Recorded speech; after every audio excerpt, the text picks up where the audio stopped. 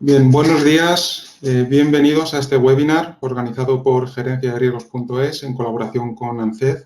Mi nombre es Sergio Ruano Villamarín, soy broker de seguros profesionales y soy el encargado de presentar este evento y hacer una pequeña parte de la ponencia. En primer lugar, quiero agradecer especialmente a ANCED y a Javier Vélez su colaboración en la difusión del evento, así como a los panelistas que nos van a acompañar. Mario de la Peña, abogado de Auratec Legal. Mario es especialista en protección de datos y legislación IT y se va a encargar de exponer y contarnos pues, el nuevo escenario del reglamento de protección de datos y lo que supone pues, la entrada en vigor. Que, bueno, poca gente que tenga un buzón de email en España en esta semana le es ajeno que ha cambiado la legislación. También quiero agradecer a Francisco Alcaide, suscriptor de Riesgos Profesionales de Hiscox, su ayuda y colaboración. Él nos va a ayudar en la última parte de la ponencia.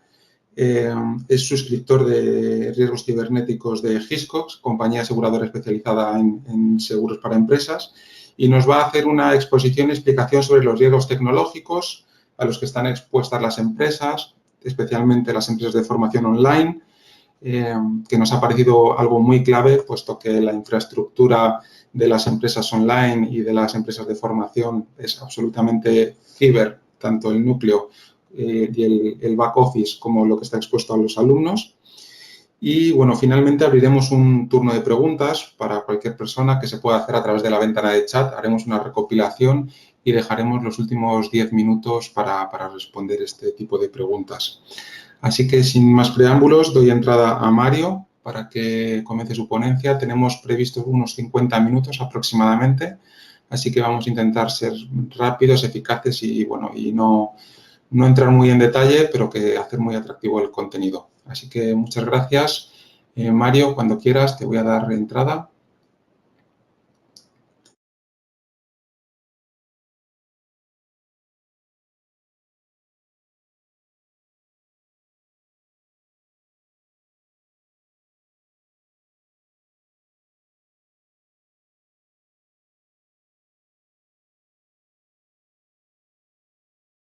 Hola, muy buenos días. Me gustaría saber si me podéis confirmar que me escucháis. Sí, te escuchamos, Mario, perfectamente. Vale, de acuerdo. Bueno, pues me presento. Mi nombre es Mario de la Peña, soy abogado especialista en protección de datos, privacidad y nuevas tecnologías en general.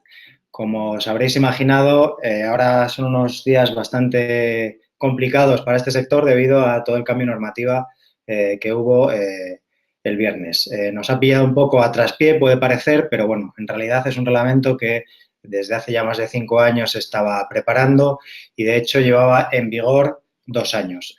Estaba aplicable, empezó a ser aplicable desde el viernes, pero entró en vigor hace 2 años. Es decir, Europa nos dio a todos los Estados miembros 2 años de moratoria para poder irnos adaptando a esta normativa. El problema es que, bueno, en España todavía el anteproyecto de ley orgánica de protección de datos no se ha publicado para que concrete ciertos puntos del reglamento. Pero bueno, como bien decimos, ya no es una directiva, la normativa de protección de datos derivada de la directiva del 95, en la que, bueno, había un pequeño marco regulatorio en el que cada país tenía que crear luego su propia normativa. Con los años, el proyecto europeo ha ido avanzando y ya no tenía sentido regular mediante directivas un derecho fundamental, un derecho tan importante como es la privacidad de los usuarios y la protección de datos. Por lo tanto, se decidió crear un reglamento. La diferencia entre una directiva y un reglamento es que la directiva, como ya os he comentado, te da unos puntos y cada país tiene que crear su propia ley. Y, sin embargo, el reglamento es directamente aplicable. Va a ser exactamente la normativa igual para todos los países. Por lo tanto, desde el pasado viernes 25 de mayo, todos los países de la Unión Europea tenemos la misma legislación. Y esto es algo que, bueno, para el proyecto europeo nos viene bastante bien para que haya una correcta transferencia de información y una correcta cooperación entre los distintos países.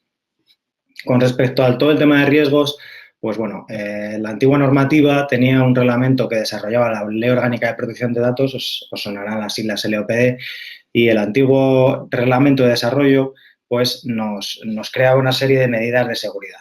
Con esas medidas de seguridad nosotros teníamos que implementarlas en nuestras empresas para evitar que hubiera fugas de seguridad, brechas de seguridad, que tuviéramos problemas. Era muchísimo más sencillo anteriormente, pero era menos justo, porque digamos que había 3 trajes, había 3 niveles de seguridad. Básico, medio y alto, y en función del nivel que tuviéramos, teníamos que incluirnos en uno de esos trajes. A lo mejor porque tuviéramos, os voy a poner un ejemplo, porque hiciéramos un perfilado muy puntual de información personal para crear para cubrir, por ejemplo, un puesto vacante, pues tendríamos ya que estar en un nivel medio. Por lo tanto, era un poco injusto. Por lo tanto, ahora lo que se ha decidido es que se haga mediante el principio de accountability. Es decir, nosotros tenemos que crear una serie de medidas para poder demostrar que estamos cubriendo todas las necesidades de la privacidad de nuestros usuarios. Esto es un principio anglosajón, es un principio que deriva del derecho americano y del derecho inglés. Y bueno, es un poco paradójico porque realmente hicieron mucha presión los ingleses en toda esta normativa y luego votaron el Brexit y se fueron de Europa. Entonces, bueno, ahora tenemos una normativa que para los europeos, con el derecho continental europeo, nos es un poco más complejo de asimilar. Nosotros estamos acostumbrados a que nos legislen en positivo, nos digan exactamente todo lo que tenemos que hacer y lo que no tenemos que hacer. Y allá, a partir de ahí, pues hacer lo que te dice la ley. El reglamento lo que te dice es una serie de parámetros y tú tienes que arreglártelas, entre comillas, para cumplir con todo eso. Con respecto a los riesgos, lo que te dice, y volvemos al símil de la sastrería, es que tienes que hacer un análisis de riesgos, una evaluación de impacto de los riesgos que hay en tu empresa, en tu sociedad, y a partir de ahí crear una serie de medidas de seguridad para proteger esos activos, ese activo tan importante que tenemos que son los datos, que son la información. Como dirían unos amigos míos, el petróleo del siglo XXI. La verdad es que es complejo, ahora es algo complejo porque, claro, tenemos una mente muy reglada, muy cuadriculada, muy acostumbrados anteriormente a meternos en uno de esos 3 trajes y que nos dijeran exactamente qué es lo que teníamos que hacer, qué implementación teníamos que hacer, qué auditorías teníamos que hacer, cómo teníamos que gestionar las contraseñas, las copias de seguridad, todo. Ahora todo esto es muy distinto.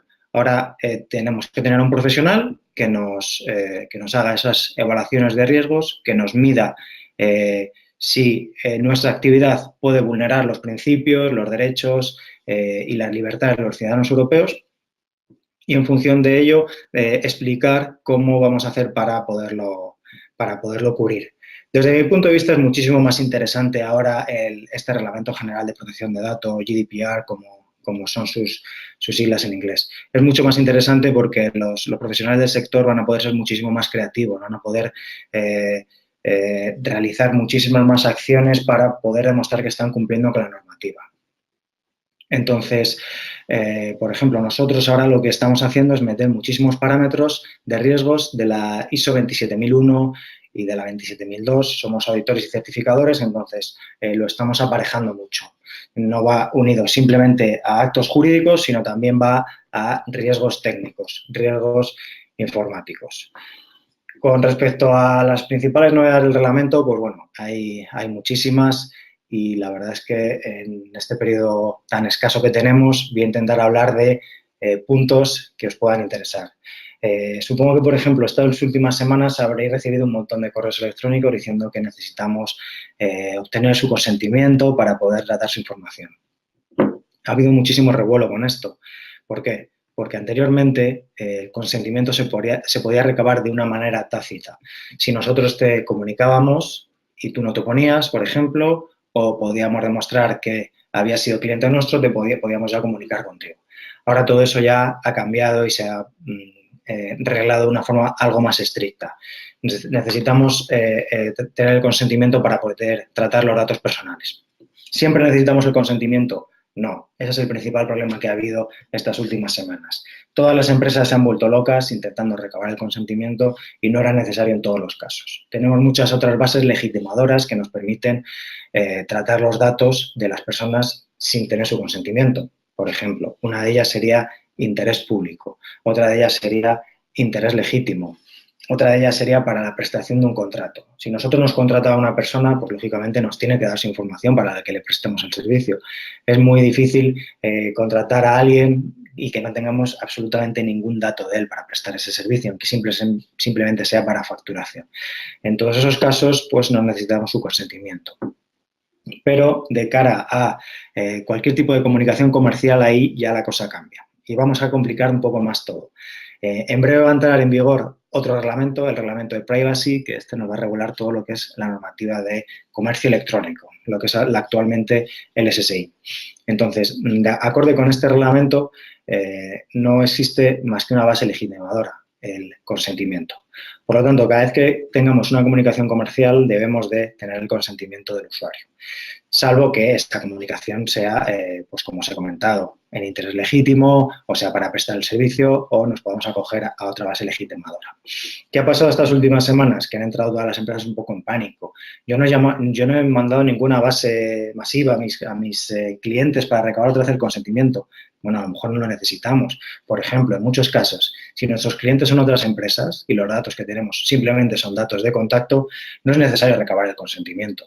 Nosotros no tendría ningún sentido que yo ahora mismo me reuniera con alguno de ustedes porque necesitaran asesoramiento legal en privacidad y protección de datos y cuando se entregara mi tarjeta de contacto que pone Mario de la Peña, abogado, Auratec Legal Solutions, os tuviera que dar me tuvierais que entregar un documento para que os firmara como que me estáis dando el consentimiento.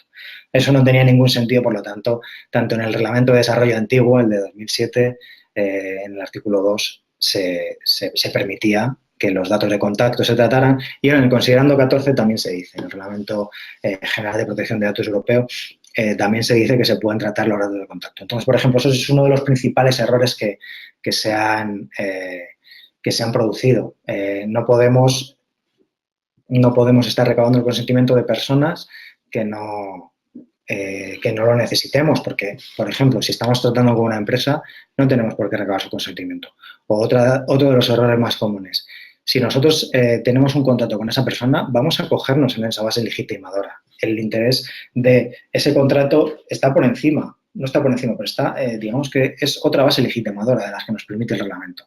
¿Para qué vamos a andar mareando a todos nuestros clientes que nos van a dar su consentimiento si son clientes? Si tenemos ya un contrato de por medio y podemos utilizar ese contrato para seguir tratando su información. Entonces, bueno, como veis, ha habido muchísimos memes también con respecto al Reglamento General de Protección de Datos. A mí me hizo mucha gracia uno que decía, resulta que crean desde Europa un reglamento para controlar la privacidad de los usuarios y lo primero que crea este reglamento es una base masiva de spam hacia todos los usuarios pidiéndole su consentimiento. La verdad es que fue muy gracioso porque a grandes empresas hasta última hora del jueves, hasta las 11:58, 11:57 de la noche, nos mandaron sus comunicados. El grupo de trabajo del artículo 29, donde se reúnen todas las autoridades europeas, pues ya dijo en su día que todas esas comunicaciones se tenían que hacer antes del día 25. Entonces, pues bueno, por eso hubo todo este pánico. Más puntos así que crea que os pueden interesar, pues por ejemplo, la figura del delegado de protección de datos o Data Privacy Officer en inglés. Esta figura es otra de las novedades. Nosotros con el delegado de protección de datos lo que tenemos que hacer es hacer un análisis de necesidad, un informe de necesidad, porque no todas las empresas necesitan un delegado de protección de datos. El artículo 37 del reglamento es el que nos dice, grosso modo, qué empresas obligatoriamente lo necesitan y luego también te dice una serie de parámetros para valorarlo. También en muchos casos pues está bien que se cree un delegado de protección de datos de forma voluntaria, porque bueno, el delegado de protección de datos se puede externalizar y es una figura que ante cualquier reclamación pues figura el principio de información, que es uno de los textos nuevos que tenemos que tener, el principio de información, la política de privacidad, y si tuviéramos una reclamación, pues acudirían directamente a este delegado. Digamos que haría de primera instancia para poder resolver cualquier problema que tenga cualquier usuario, en vez de acudir al responsable de la empresa que no tenga conocimientos, ya acude directamente a este profesional y así nos evitamos también pues cualquier posible reclamación a la agencia debido a que no se responda en fecha, no se responda correctamente o el usuario vea que se han vulnerado sus derechos fundamentales. Con respecto a otra de las novedades, sonarán mucho los ficheros, los famosos ficheros que se tenían que dar de alta en la Agencia Española de Protección de Datos.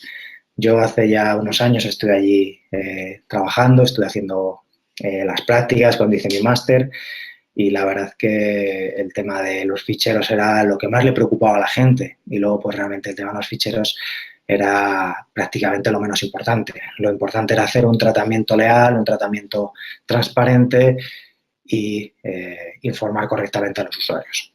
Ahora los ficheros ya no son obligatorios. Digamos que lo que se dice que ha cambiado, que ha sustituido a los ficheros es el registro de actividades de tratamiento. Todas las empresas que traten datos personales de manera no ocasional, es decir, prácticamente todas las empresas, es muy raro dar con una empresa que trate datos solo ocasionalmente. Al final todos vamos a tratar datos de manera continua, ya sea de nuestros clientes, de nuestros empleados, de nuestros candidatos para un puesto o simplemente los formularios que tengamos en la web o las cookies, las propias cookies que también tienen información y registran información sobre los usuarios. Todo eso tendría información, entonces todas esas empresas tendríamos que tener el registro de actividades de tratamiento, que es un registro muy detallado de toda la información que tiene la empresa. Nosotros también creamos, además de ese registro de actividades de tratamiento, creamos el PowerPoint.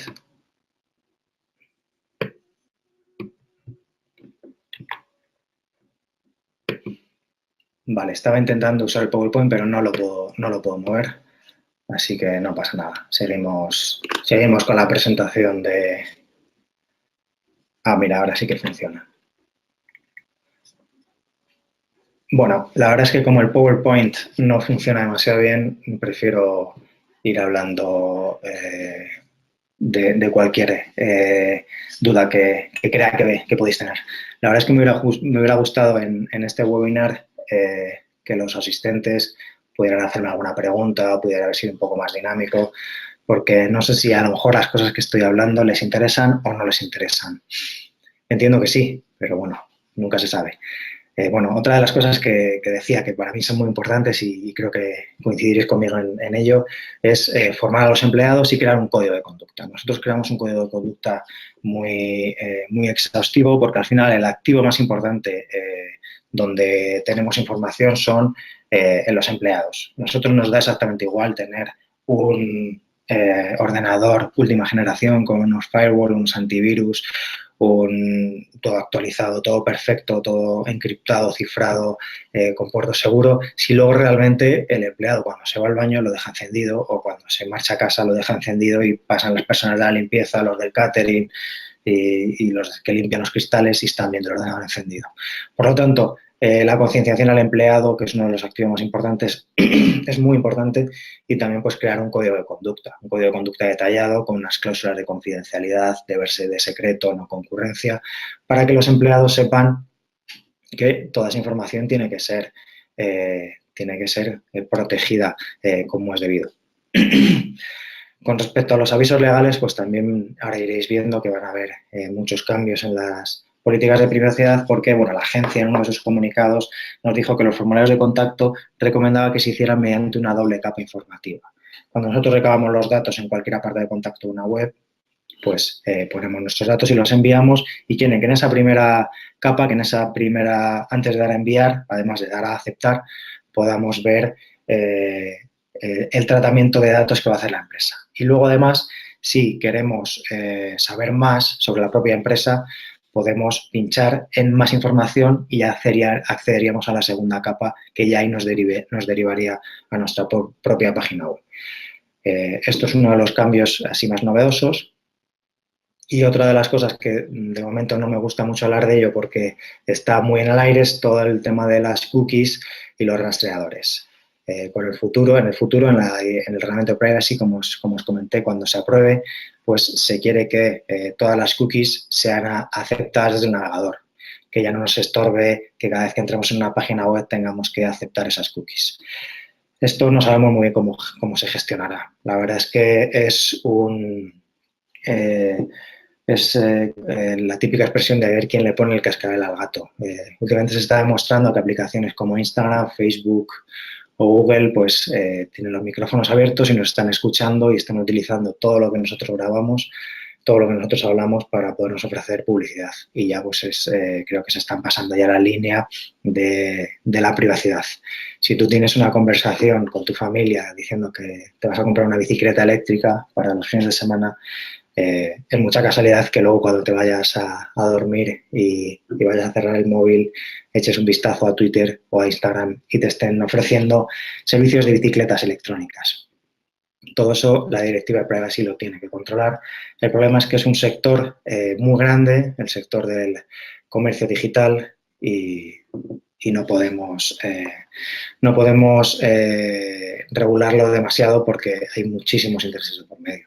Entonces, todo eso del reglamento de privacy, si Sergio quiere, si más adelante podremos hacer otro webinar y a vosotros os interesa y os explico todas las novedades de este reglamento de privacy y todas las cosas que van a intentar que se evite, como que nos rastreen la navegación y saben que si estamos interesados en volar a Ibiza el fin de semana que viene, en las siguientes búsquedas nos suba el precio del billete o bueno, cosas así que todos las hemos sufrido y creemos que al final ahí es donde el usuario está más desprotegido frente a las grandísimas compañías americanas como Facebook, Google o Instagram, que realmente son las que tienen un tratamiento masivo de datos y las que hacen un perfilado y las que además venden esos datos porque ellos tienen una normativa muy diferente. En sus países los datos se pueden comprar, se pueden vender, se puede hacer prácticamente lo que queramos. Con respecto a las principales novedades, pues os he intentado hacer así un resumen rápidamente de las cosas que pienso que os pueden interesar. Ahora veo, por ejemplo, en el PowerPoint, veo privacidad, privacy by default, by design, privacidad por defecto. Lo que nos viene a decir el reglamento en este punto es que si, por ejemplo, se diseña una nueva aplicación o creamos un nuevo detector de huellas para los empleados o el iris o un nuevo tratamiento que creamos que puede llevar un riesgo, debemos de, además de hacer una evaluación de riesgos y de impacto para ver cómo va a afectar esto a los empleados o a las personas, tenemos que ver también desde el primer momento en el que el desarrollador empiece a crear la propia aplicación, el propio programa, términos de privacidad y cómo proteger la privacidad. A mí siempre me gusta poner ejemplos y poner símiles y este me gusta mucho. Es como cuando nosotros estamos fabricando un coche. Cuando el coche está creado, ponerle los cinturones y los airbags nos cuesta mucho más que hacerlo desde fábrica y hacerlo desde el principio cuando estamos comenzando a montar el coche. Actualmente lo que nos pasaba mucho era eso, se creaba una aplicación maravillosa, se lanzaba, luego llegaba, nos reuníamos con los desarrolladores y resulta que incumplía toda la normativa europea de protección de datos, se geolocalizaba, se activaban los micrófonos sin consentimiento del usuario, bueno, etcétera, etcétera. Y al final, pues claro, cuando tú llegabas parecías el malo de la película diciendo que esto no se podía hacer, que esto lo tenían que haber previsto antes y haber puesto una serie de medidas para poder limitar todo eso. Y bueno, con respecto a más puntos, no sé si Sergio quiere que continúe o se me ha pasado ya el tiempo porque hay tantísimas novedades en el reglamento y tantísimos puntos en los que podemos hablar y podemos comentar que podríamos tirarnos aquí prácticamente todo el día. Sí, os he hablado... Tenemos unos 4 o 5 minutos para seguir el programa, así que si quieres ir un resumen y viendo lo más importante... Vale, perfecto. Bueno, sí, me gusta que justo hayamos puesto ahora los principios del Reglamento General de Protección de Datos porque es uno de los puntos claves. Al final, cuando contratamos a un profesional de la privacidad, a un abogado experto en estos temas, a mí no me gusta nunca decir esto no lo puedes hacer o esto sí lo puedes hacer. Vamos a ver qué quieres hacer y vamos a ver cómo minimizar esos riesgos y vamos a ver cómo el riesgo es asumible o no es asumible. Lógicamente, yo siempre digo una cosa, si nosotros no salimos a la calle nunca nos va a caer una maceta. Si no tratamos datos, pues nunca vamos a tener un problema, pero es inviable, tenemos que tratar datos. Por lo tanto, tenemos que aplicar siempre esos principios generales del derecho y, por supuesto, los principios generales del Reglamento General de Protección de Datos. Como os he dicho ahora, es un reglamento con muchos principios anglosajones y no nos dice claramente lo que tenemos que hacer. Nos dice muchos puntos que les preocupó al legislador y a partir de ahí ya nosotros los profesionales tenemos que ver cómo cumplirlo. Por lo tanto, tenemos que echar mano constantemente de estos principios. El principio de transparencia, pues tenemos que utilizarlo constantemente. Cada vez que el usuario nos dé sus datos por primera vez, nosotros tenemos que decirle claramente quiénes somos, quién va a utilizar sus datos, a quién se los vamos a ceder, cuánto tiempo vamos a tratar esos datos, las principales finalidades de esos datos, qué derechos tiene ese usuario, si por ejemplo tiene un delegado de protección de datos, ponerle un apartado de contacto para ese delegado, porque si una persona necesita más información o quiere saber algo más sobre su privacidad, que contacte con este delegado del informe, o quiere poner una reclamación, pues que directamente hable con el delegado. Y entonces, los principios generales del derecho, los principios de la protección de datos son muy importantes. El principio de minimización de datos es otro principio básico. Hay muchas veces que veíamos antiguamente que, bueno, yo en este restaurante necesito para las reservas un nombre, pero pido nombre, teléfono, dirección, mail, todo. ¿Por qué? Pues bueno, cuanto más datos tenga, pues mejor, porque así luego lo localiza mejor al usuario, al cliente, le puedo mandar cartas, le puedo mandar mails. Eso no tiene ningún sentido. Si yo para una reserva necesito únicamente un dato identificativo, que puede ser un nombre o un apodo, no necesito más datos. Eso es el principio de minimización. Y luego, pues nada, sobre todo pensar siempre que hay que ser muy, muy, muy transparentes y no hacer cesiones de datos. Hay que tener muchísimo cuidado cuando compremos bases de datos, blindar contratos, porque las empresas que crean esas bases de datos, pues bueno, hay que tener mucho cuidado con ellas porque no siempre son datos legales. Hay muchas veces que esos datos ya vienen viciados, no se han obtenido el consentimiento, son datos cedidos, son datos que se entregaron para una finalidad. Si a mí me dieron los datos para una finalidad, para que yo hiciera una serie de consultas, yo esos datos luego no se los puedo pasar, por ejemplo, a Sergio para que les ofrezca una serie de seguros.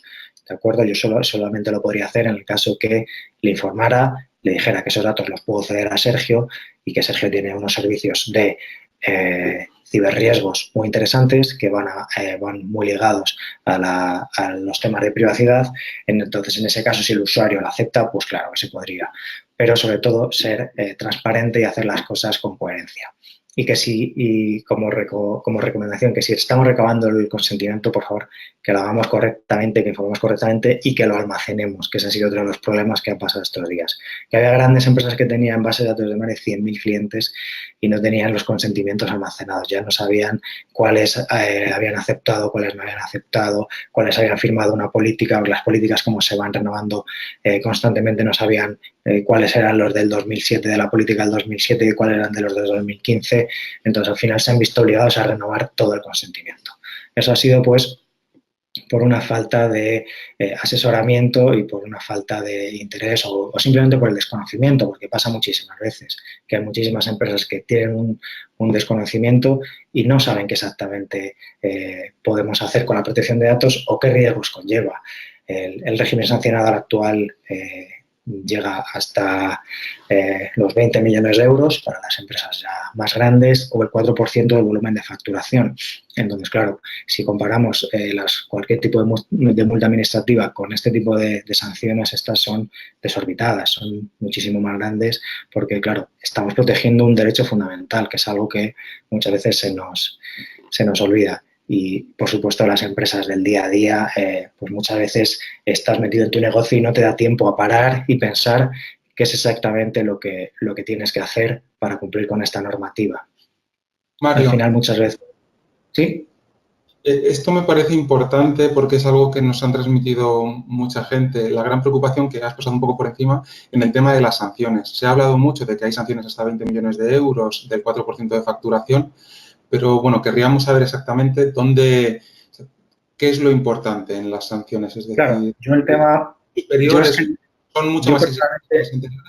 El tema de las sanciones no lo he tocado porque no me gusta a mí tratar con el tema de las sanciones, no me gusta vender miedo o, por ejemplo, los anuncios estos de Direct Securitas que están asustando constantemente a la gente, es algo que no me gusta. Entonces, yo siempre intento decir que hay que asesorarse y que hay que cumplir con esa normativa, pues por muchísimos otros puntos antes que las sanciones, que por supuesto es otro que al final es el que tristemente más nos suele preocupar. Si nos toca en el bolsillo, al final es lo que más nos preocupa. Pues efectivamente, las sanciones antiguas, la mayor era de 600.000 euros, que era muy, muy alta, porque 600.000 euros para una empresa como Orange o Telefónica no es nada, pero para el resto de empresas, para el tejido empresarial español, que todos son pymes, pues es una sanción bastante alta. Pero es que ahora ya las nuevas, hay dos tipos de grabaciones, las medias y las altas son de 20 millones de euros y las medias de hasta 10, perdón. Entonces, claro, ahí a partir de ahí ya se graduarían las sanciones. Por eso es muy importante trabajar de una manera proactiva, poder demostrar todo lo que nosotros hemos hecho desde la empresa para cumplir con la normativa, para que si el día de mañana tenemos un problema y tenemos un requerimiento, tenemos una inspección de la agencia, simplemente se quede en un apercibimiento, ¿vale? Porque si, por ejemplo, ven que hemos contratado un delegado de protección de datos, que hemos creado todas las políticas de privacidad, los registros de actividades de tratamiento, hemos hecho evaluaciones de riesgos, hemos contratado un seguro, por si acaso hemos tenido una brecha de seguridad, hemos contratado un seguro de ciberseguridad para estar también protegidos en este ámbito. Nos hemos asesorado técnicamente para proteger nuestros equipos mediante abogados expertos en la materia que nos hagan unas evaluaciones de riesgos y que luego implanten esas medidas. Si todo eso lo hemos hecho y al final hemos tenido, por ejemplo, un virus que nos ha externalizado la base de datos, pues en esos casos la agencia lo va a graduar y no se va a quedar en una sanción, se va a quedar en un apercibimiento simplemente, porque van a ver que no hemos obtenido ningún beneficio, van a ver que no ha sido adrede, y luego además van a ver que hemos actuado de buena fe, que hemos actuado de una forma proactiva y que hemos cumplido con todos los parámetros que nos obliga la normativa. Con esto, Sergio, pues concluye ya mi ponencia porque entiendo que los demás ponentes también estarán deseando de hablar. Perfecto, pues muchas gracias, Mario. Hemos tomado un montón de notas de todo lo que nos comentas y nada, pues veremos un poco cómo funciona y cómo se va implantando el nuevo reglamento. Bien, pues voy a pasar a la siguiente ponencia, de la que me he encargado yo directamente. Como les había comentado, yo soy broker especialista en riesgos profesionales, pero el asunto es que también trabajo con EALDE, una escuela de formación en un máster de riesgos profesionales, y me he encargado del área de seguros. Y bueno, pues en esta colaboración interdisciplinar he podido desde dentro ver determinados riesgos a los que están expuestas las empresas de formación y, bueno, para las que hay solución aseguradora. Entonces, lo que voy a hacer es una exposición casuística de riesgos. La clave de todo fue los riesgos cibernéticos, algo en los que estamos muy especializados y que me pareció muy interesante, pero además otro tipo de riesgos tradicionales o quizá analógicos, pero que no son muy conocidos por las empresas de formación. Entonces, voy a hacer un resumen casuístico muy rápido para no abrumar, simplemente para que conozcan y reparen en este tipo de riesgos que yo les he comentado con compañeros, con colaboradores de empresas de formación y les ha parecido pues muy, muy interesantes. Bien, pues comenzamos por aquí. En primer lugar, esta gran diferenciación entre los riesgos de responsabilidad de lo que estamos hablando a terceros. Por un lado, pues a la izquierda lo que podemos simular o a lo que hago referencia es a los riesgos materiales, que esto es lo que todo el mundo entiende por un seguro de responsabilidad civil, cuando se pide en una licitación o cuando alguien pues revisa su póliza normal, tanto del centro académico, de la universidad, del colegio. Estos riesgos se dividen los riesgos de responsabilidad se dividen en dos grandes grupos. Por un lado, los riesgos materiales, que todo el mundo tiene identificados, o lesiones, pues viene un cliente o un alumno o un profesor que se desplaza fuera y causa un daño material o personal. Y por otro lado, donde me quiero centrar, que son en los riesgos son riesgos patrimoniales que no están derivados de un daño material, que son principalmente los riesgos de errores, omisiones, negligencias o cualquier tipo de hecho accidental que cause un daño patrimonial para la empresa. Entonces, Dentro de esto lo divido en grandes grupos. Los riesgos offline, que podrían funcionar para cualquier empresa de formación, y los riesgos cyber. Para los riesgos cyber nos va a ayudar Francisco Alcaide. Yo me voy a centrar en enumerar una serie de riesgos offline que además resultan muy curiosos para los profesionales de la formación, que haya soluciones para este tipo de eventos. En primer lugar, la negligencia, es decir, el hacer lo que no se debe. Pues recibir una reclamación por un fallo en el deber de educar. Por ejemplo, porque ha habido un fallo en la tramitación de expedientes académicos. No se realiza la debida supervisión de los alumnos.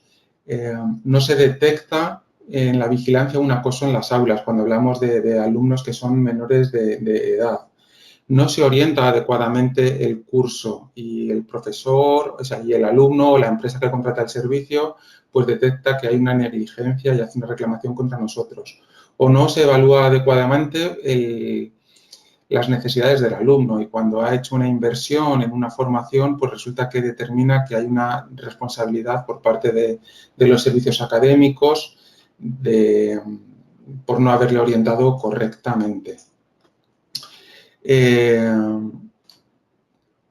Teníamos el no hacer lo que se debe, aquí tenemos no hacer lo que se debe, que son los errores o las omisiones negligentes. Por ejemplo, en un curso que se omita una parte de un temario muy importante. Es clave en todos los cursos, pero pienso, por ejemplo, en una preparación de unas oposiciones o cualquier otro tipo de curso importante. Que se hagan evaluaciones incorrectas, que no se aconseje el curso o máster al que la persona está optando y no se haya hecho la diligencia debida de todo el expediente y tenga luego problemas de certificación, no evaluando los requisitos previos y, bueno, pues en este tipo de errores, pues hay veces en el que una excusa no es suficiente y el perjudicado pues solicita algún tipo de indemnización y, bueno, pues hay opciones tanto de defensa jurídica como de posibles indemnizaciones en las que se podría colaborar. Esta es una de las situaciones clave, que es la infracción de los derechos de autor. Hay una práctica habitual y es pedir a los profesores que redacten los temarios que luego se van a exponer en los cursos y en los máster. Y, bueno, pues normalmente luego siempre hay un tutor que revisa los cursos, que ve que todo está muy bien, que está todo seleccionado y se sube a las plataformas y se pone a la disposición de los alumnos. Bueno, pues esto es porque es un caso real comentado con una empresa y es que, pues que se utilice un contenido por el que no se tiene una autorización para realizar el curso.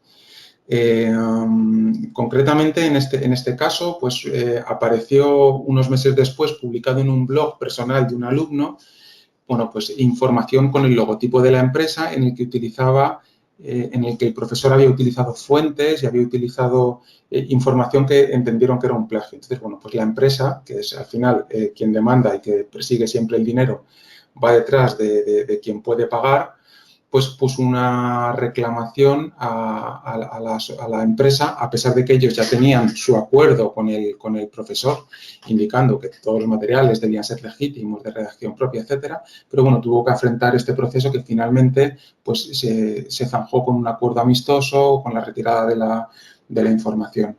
Y luego, por otro lado, pues he pensado también en el uso de imágenes protegidas en las presentaciones, en foros o en toda la información que se ponga online al gran público. Otra parte importante es la ruptura del deber de confidencialidad. Cuando hablamos de máster online y de cursos muy específicos, hay una información confidencial.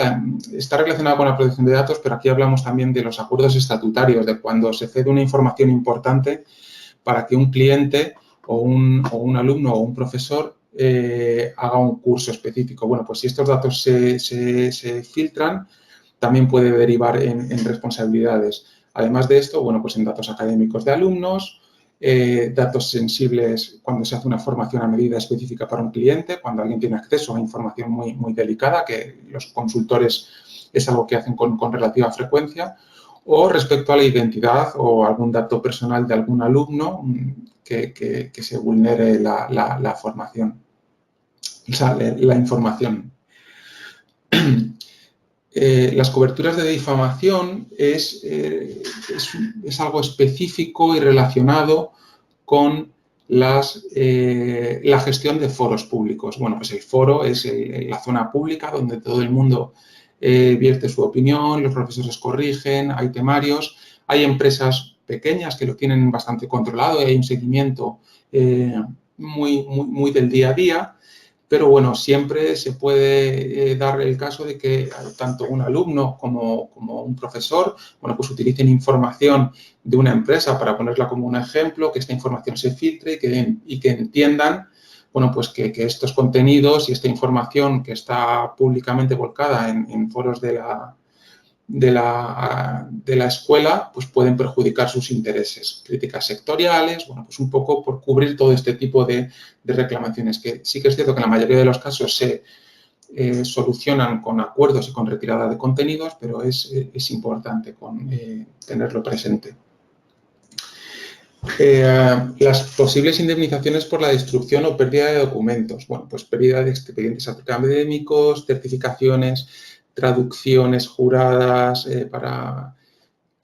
para homologaciones de títulos o los documentos que se ponen a disposición de la empresa para hacer formación in company o para hacer cualquier tipo de consultoría.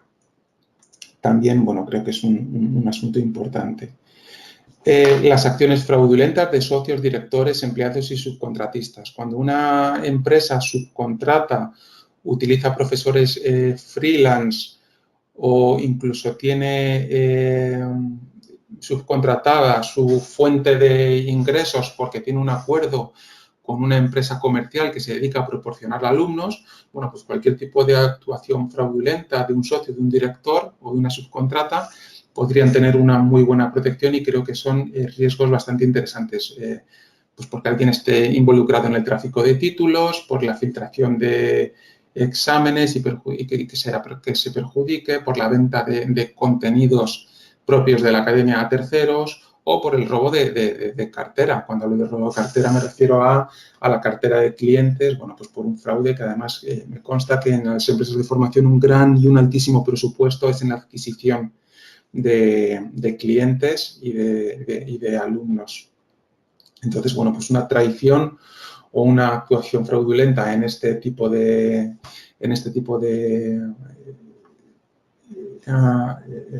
acciones, bueno, sería bastante perjudicial. Y bueno, pues cuando hablamos de las responsabilidades de terceros, pero también, bueno, pues los daños propios, las propias pérdidas que pudiésemos tener por esta venta de carteras, por la comercialización propia de un temario, por las clases independientes, es decir, por esa pérdida que uno tiene y, bueno, pues que si tiene que demandar y perseguir a un tercero sería algo muy complicado, pero, bueno, que las entidades aseguradoras pueden indemnizar a la propia academia para paliar esa pérdida y luego perseguir al tercero perjudicado. Todo este tipo de eventos, tanto negligencias, filtraciones de datos, información puesta a disposición de otros terceros que no tendrían que hacerlo, vulneraciones del copyright, temas de difamación, pueden constituir una pérdida y una depreciación de la propia marca. Entonces, también es interesante en empresas cuyo el marketing es súper importante, la imagen además es clave para la generación de negocio, pues tener un presupuesto adicional, contar con un colchón para estos gastos de restitución de imagen. Bueno, pues para evaluar la marca y reponerse de un error o de una infracción o de cualquier tipo de reclamación y hacer gastos en relaciones públicas, campañas de publicidad o marketing para paliar esta pérdida. Bueno, comentarles que el mercado asegurador ofrece soluciones para estar protegido frente a estos riesgos, en el que estaremos encantados de informar a través de ANCED, tanto para pequeñas empresas, pequeñas academias, como para grandes empresas, universidades, centros de formación. Bueno, pues hay soluciones para empresas de todos los tamaños.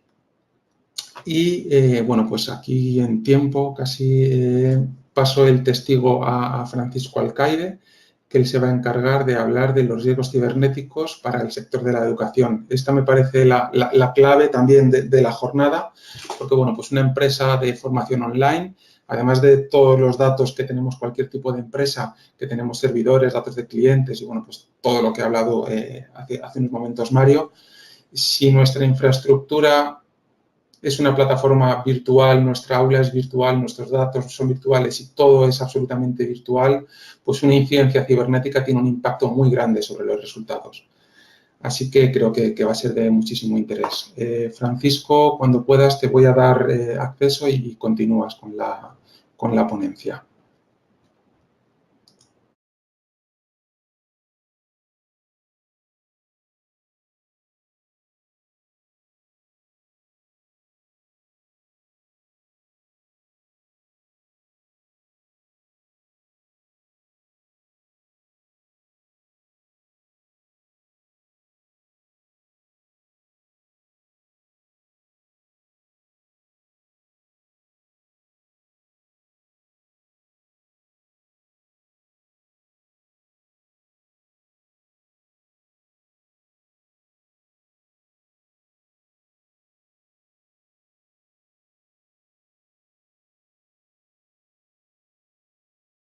Hola, ahora sí, Sergio.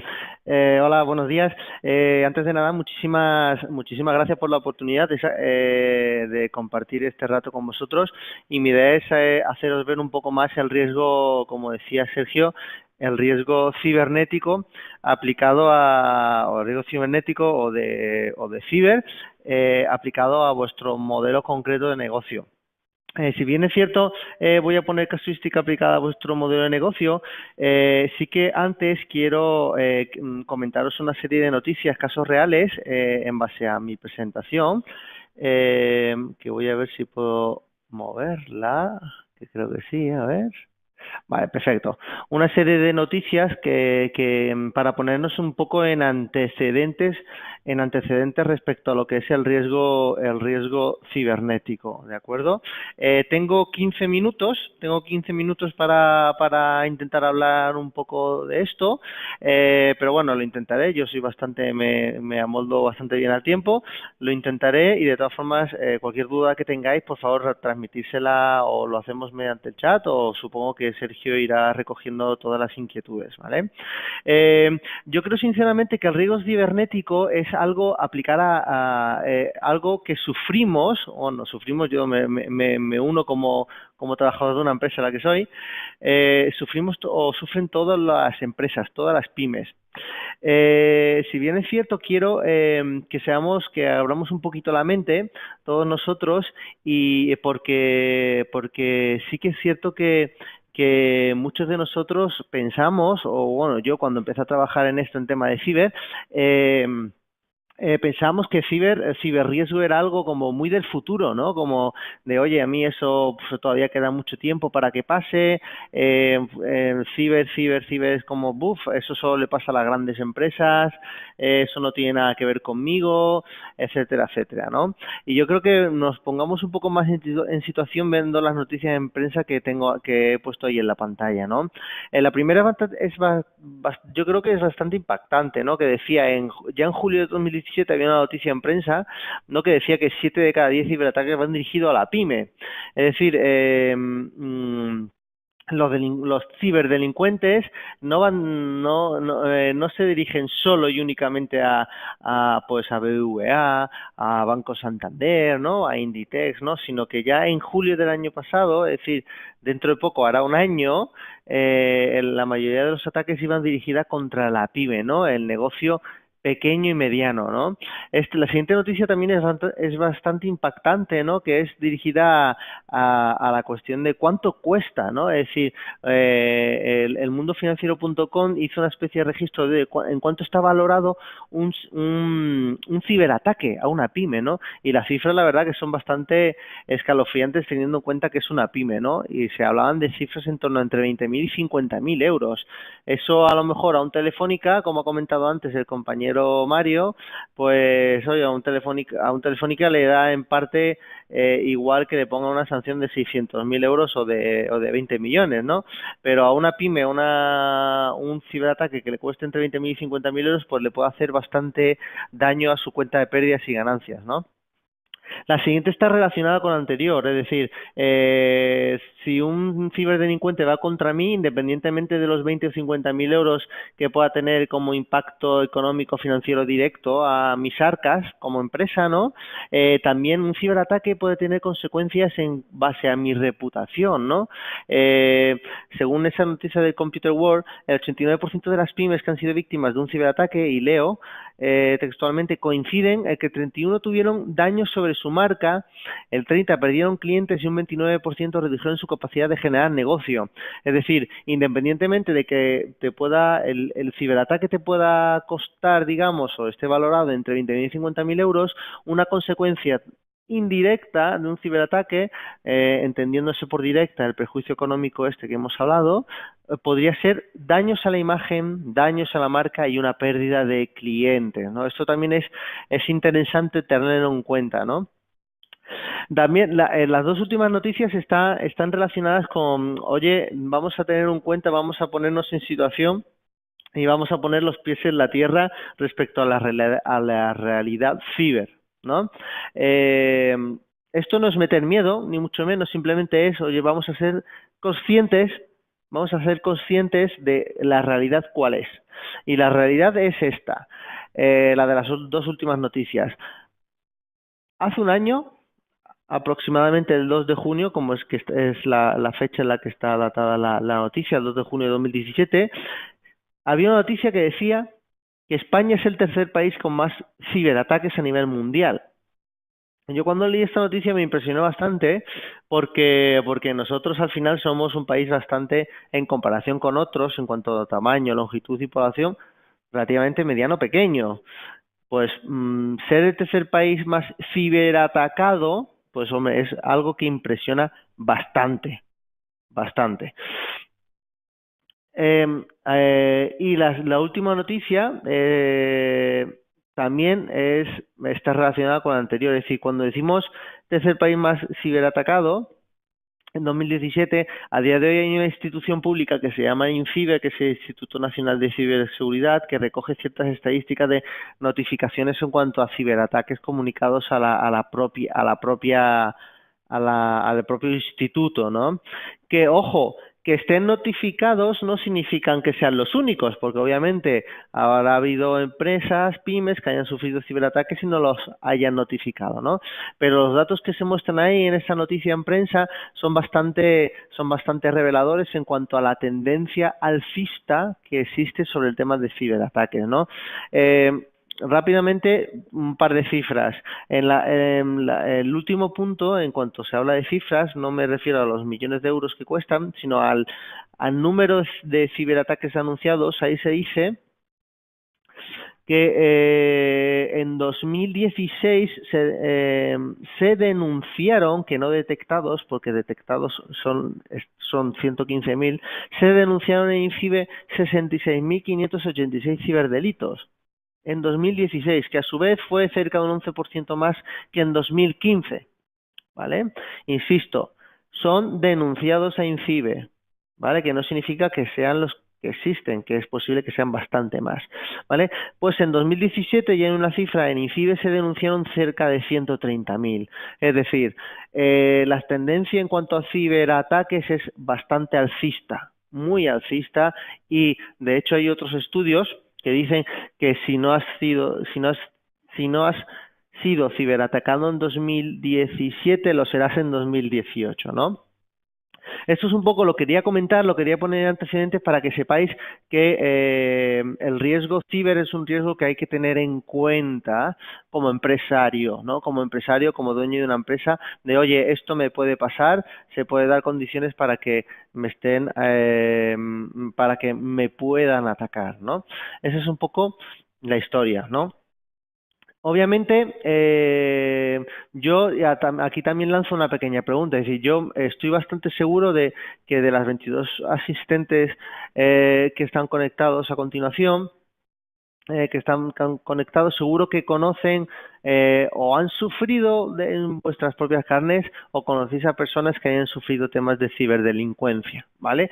Esos temas de ciberdelincuencia, el más notorio y el que más se conoce y el que más ha sufrido en cuanto a siniestralidad de las pólizas es el tema de la extorsión cibernética, el ransomware que se llama, ¿no?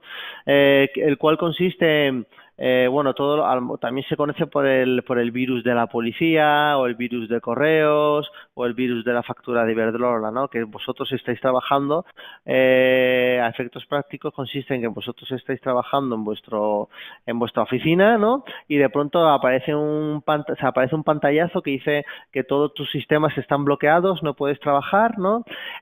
Toda tu información está encriptada. Si quieres la clave para desencriptarlo, tienes que hacer un ingreso a un número de cuenta que te da el hacker, ¿no?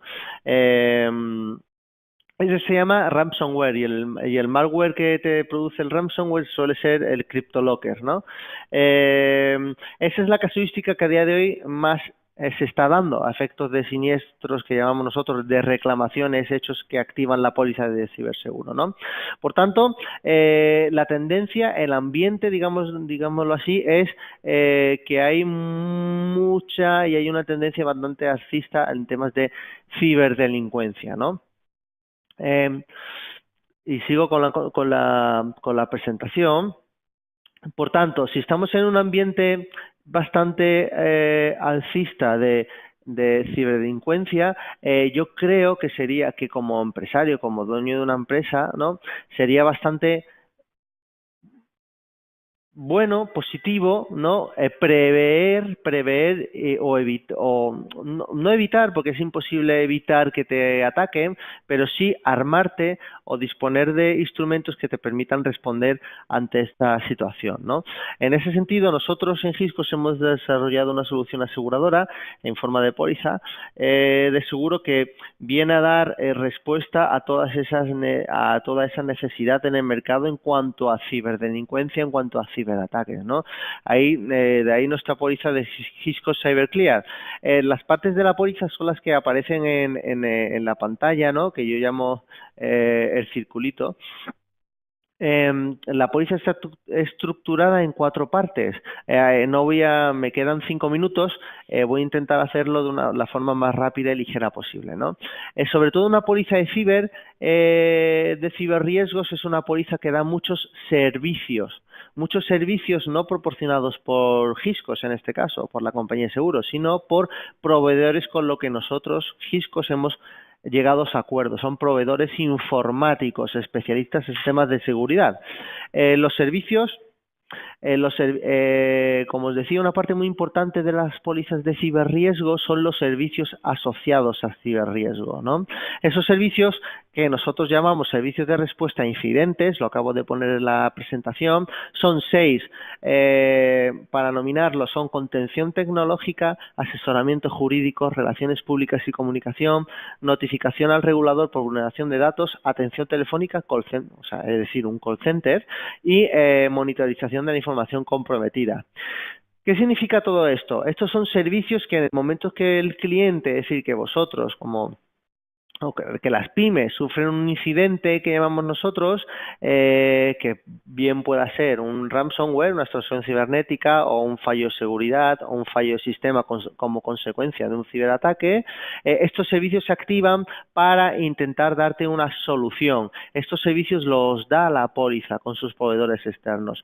No son coberturas de la póliza de qué me cubre, qué no me cubre, que también están en la póliza, ¿no? Pasa que hemos empezado por el principio y en este caso el principio son servicios asociados a la póliza. El primero de ellos es la contención tecnológica, es decir, un servicio de contención tecnológica significa que tenemos a expertos informáticos que te van a dar una solución cuando tú tengas un problema, por ejemplo, de ransomware. Es decir, si en el momento en que se te produce el bloqueo del sistema, tú no puedes trabajar porque el hacker te haya bloqueado todos los sistemas y te pida una extorsión, es decir, que tú ingreses una cantidad de dinero para que te desbloquee bloquee tus sistemas, ahí la contención funcionaría de la siguiente manera, es decir, el profesional, que en este caso son el proveedor nuestro es Deloitte, ¿vale?, que llevan muchísimos años dando servicios de ciberseguridad.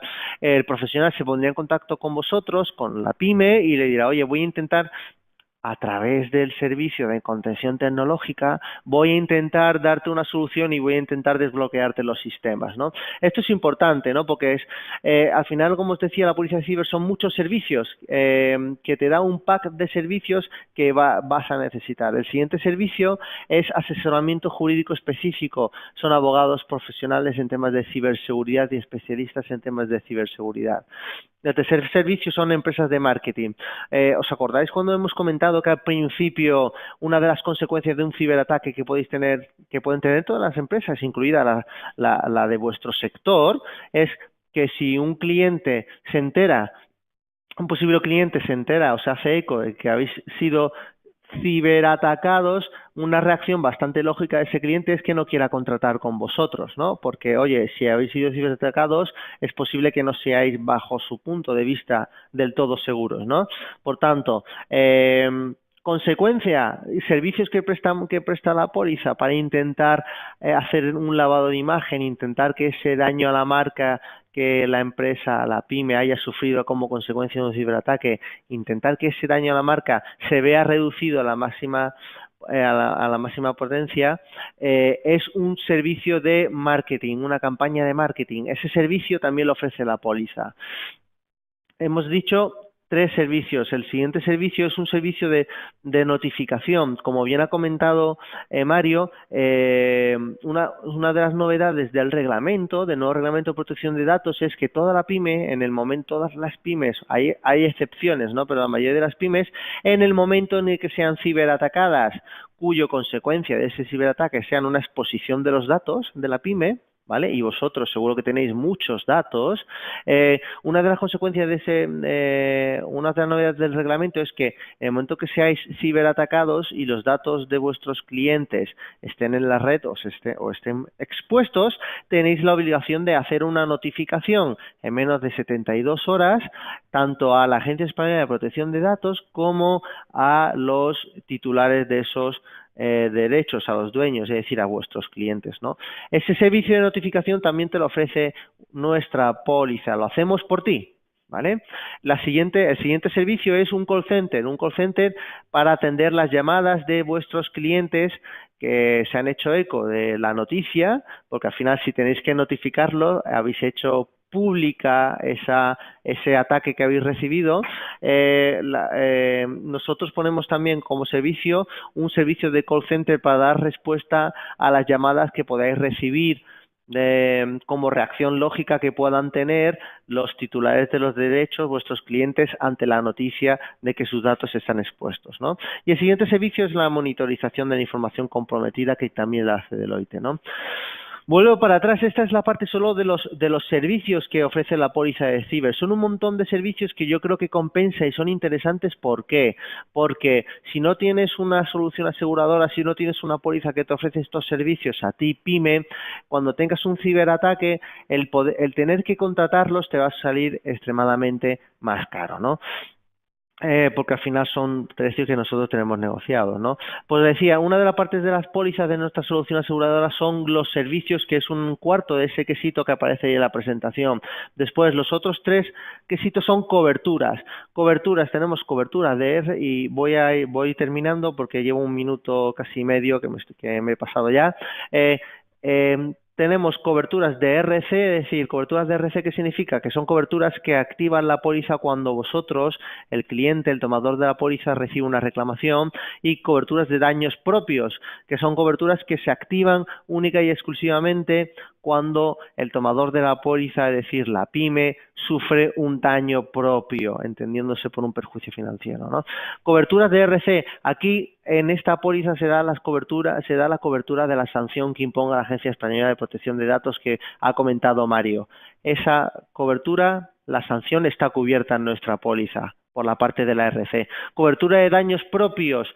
Se dan dos tipos de coberturas de daños propios. La extorsión cibernética. La extorsión cibernética está cubierta, la cubre la póliza. Este ejemplo que hemos puesto, cuando el hacker dice que me ingreses ese dinero para que yo te desbloquee tus sistemas, sin el cual no podéis trabajar, no podéis hacer vuestra actividad de e-learning, nosotros te decimos, cliente, si sufres un caso de extorsión cibernética, paga tú, paga cliente, porque la compañía no puede pagar un rescate, que paguéis el cliente, que pague el tomador de la póliza y la compañía lo reembolsa, ¿vale? Esa es una cobertura de daños propios y la otra cobertura se llama pérdida de beneficio, como consecuencia de un incidente, de un ciberataque. Es decir, que si se produce un ciberataque a vuestras empresas de formación online, y cuya consecuencia de ese ciberataque no podéis trabajar, es posible que al no poder trabajar se produzca una pérdida de beneficio de la propia empresa, ¿vale?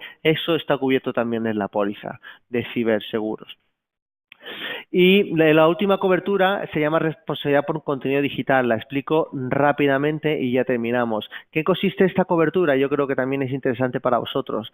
Esta cobertura consiste en que si un hacker hackea la página web oficial de vuestra empresa o las redes sociales de vuestra empresa y a través de la misma se pone a injuriar y a calumniar a terceros, y como consecuencia de esas injurias, de esas calumnias, os reclaman terceras partes, otras personas, pero que no habéis sido vosotros, pero reclaman a vosotros porque lo hace a través de vuestra página web oficial y de vuestras redes sociales, os lo estamos cubriendo, ¿vale? Os estamos cubriendo tanto la posible reclamación, lo que demanden, como los gastos de defensa para defenderos, ¿vale? Y ese es el producto que nosotros desde Hiscox hemos creado para dar respuesta a la cibernecesidad que hay, que como os he demostrado por noticias en prensa y por las notificaciones y las denuncias a INCIBE, se están dando ya y se darán mucho a lo largo de 2018 y 2019.